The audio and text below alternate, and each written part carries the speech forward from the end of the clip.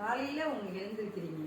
காலையில் எழுந்திரிச்சது உங்கள் உடலா, உங்கள் உயிரா, உங்கள் ஆன்மாவா, இதை பற்றி கொஞ்சம் பார்ப்போமா? இப்போ உங்களுக்கு மூளை தான் தட்டி எழுப்பிச்சு அப்படின்னு நீங்கள் நினச்சாலும், இல்லை நீங்களே உங்களுடைய செல்கள்லாம் தட்டி எழுப்பி நீங்கள் உங்கள் ஆன்மா எழுப்பி இருக்குது அப்படின்னு நீங்கள் நினச்சாலும், எல்லாவற்றிற்கும் மேலான ஒரு உண்மை இருக்குது. உயிரை தட்டி எழுப்பக்கூடியது இறைவனே.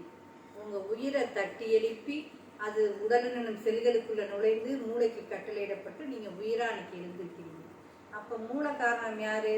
அந்த பரம இறைவனே. அவனை நீங்கள் எழுந்திரிச்ச உடனே, காலையில் எழுந்திரிச்ச உடனே எதிர்காலத்தை நோக்கி தான் ஓடுறீங்க. எதிர்காலத்தை நோக்கி ஓடுறதுனால ஒரு எந்திரமான ஒரு மெக்கானிக்கல் லைஃபுக்குள்ளார நுழைஞ்சு போயிடுறீங்க.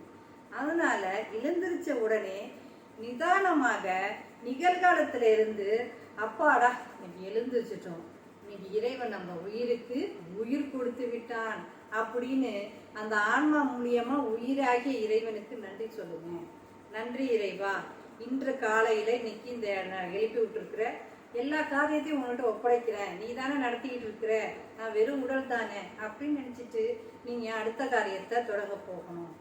அப்போது உயிர் எப்படி படிப்படியாக உங்களுக்கு தட்டப்பட்டு இறைவன் உங்களை எழுப்பி உங்களை உயிரோட காட்சி கொடுக்க வைக்கிறானோ, அதே மாதிரி நீங்கள் உடலினுடைய செயல்களையும் படிப்படியாக தான் ஒழுங்குபடுத்தணும். திடீரென்று எழுந்திருச்சு உங்களுக்கு இயக்கத்தோடு ஓடுனீங்கன்னா அந்த உடல்ல ஒரு இயந்திர லைஃபா மாறிடும். உங்களுக்குள்ள நிகழ்காலம் இருக்காது, எதிர்காலத்தை நோக்கியே தான் நீங்க போவீங்க. இல்லாத ஒரு எதிர்காலத்தை நோக்கி போவீங்க. நிகழ்காலத்தில் வாழ உடலை எவ்வாறு ஒழுங்குபடுத்துவது?